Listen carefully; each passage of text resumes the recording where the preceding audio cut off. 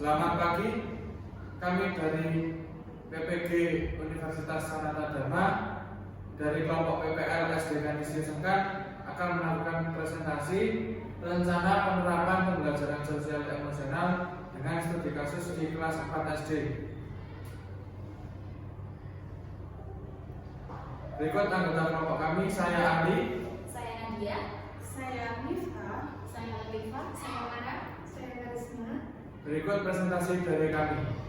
Selanjutnya, latar belakang kasus. Di sini kami mengambil kasus yang ada di kelas 4A, di mana di situ ada salah satu murid laki-laki, di mana anak tersebut suka menjadi temannya, lalu suka mengambil alat tulisnya dan suka mengganggu temannya saat mengerjakan tugas. Selanjutnya, awalnya teman-temannya itu mengabaikan, tetapi lama-lama teman-teman itu merasa kesal dan akhirnya membalas. Ketika dibalas, murid tersebut malah merasa tersakiti, akhirnya dia menangis dengan keras dan sulit ditenangkan meskipun sudah dibujuk oleh guru dan teman-temannya.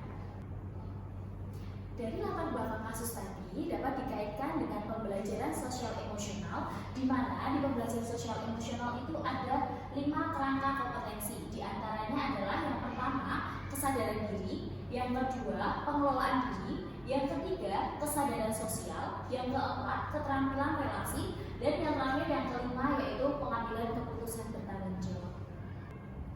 Baik, untuk kompetensi yang pertama yaitu ada kesadaran diri atau self-awareness, di mana perilaku yang teramati yaitu menyadari bahwa suasana kelas menjadi tidak kondusif dan pembelajaran mulai terganggu karena munculnya rasa kesal pada diri sendiri.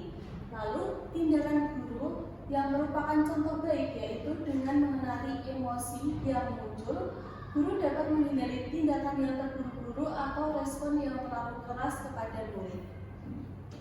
Untuk kompetensi yang kedua yaitu ada pengelolaan diri, di mana perilaku yang teramati yaitu berusaha tetap tenang dan mengendalikan emosi alih-alih langsung memarahi murid yang terlibat konflik.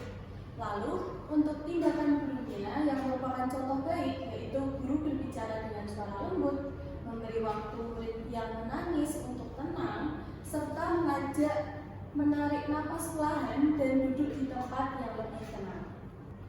Selanjutnya, kompetensi yang ketiga yaitu kesadaran sosial. Terdapat perilaku yang teramati yaitu berusaha memahami perasaan kedua murid setelah kondisinya mulai terkendali. Kemudian tindakan gurunya adalah mendengarkan penjelasan dari kedua pihak. Murid yang menangis merasa sedih karena dibalas, sementara murid yang membalas sebenarnya sudah lama merasa terganggu. Kompetensi yang keempat yaitu keterampilan relasi. Perilaku yang teramati yaitu memfasilitasi komunikasi di antara kedua murid agar masing-masing dapat menyampaikan perasaannya. Kemudian tindakan gurunya adalah mengajak kedua murid berbicara bergantian, saling mendengarkan, menyampaikan perasaan dengan kata-kata yang baik, dan juga mengingatkan pentingnya untuk menghargai sesama teman. Oke, selanjutnya untuk kompetensi yang kelima ada pengambilan keputusan bertanggung jawab. Ada perilaku yang teramati yaitu membimbing kedua murid memikirkan dampak dari tindakan yang telah dilakukan. Untuk tindakan guru, murid diajak menentukan cara yang lebih baik untuk situasi serupa. Keduanya itu harus sepakat tidak saling mengganggu, meminta maaf, dan menyampaikan ketidaknyamanannya kepada guru bila terjadi masalah. Baik, selanjutnya untuk refleksi dari 5 kompetensi ini saling berkaitan. Jadi praktik mengajar itu menunjukkan bahwa pembelajaran sosial emosional itu tidak berdiri sendiri, melainkan satu rangkaian utuh.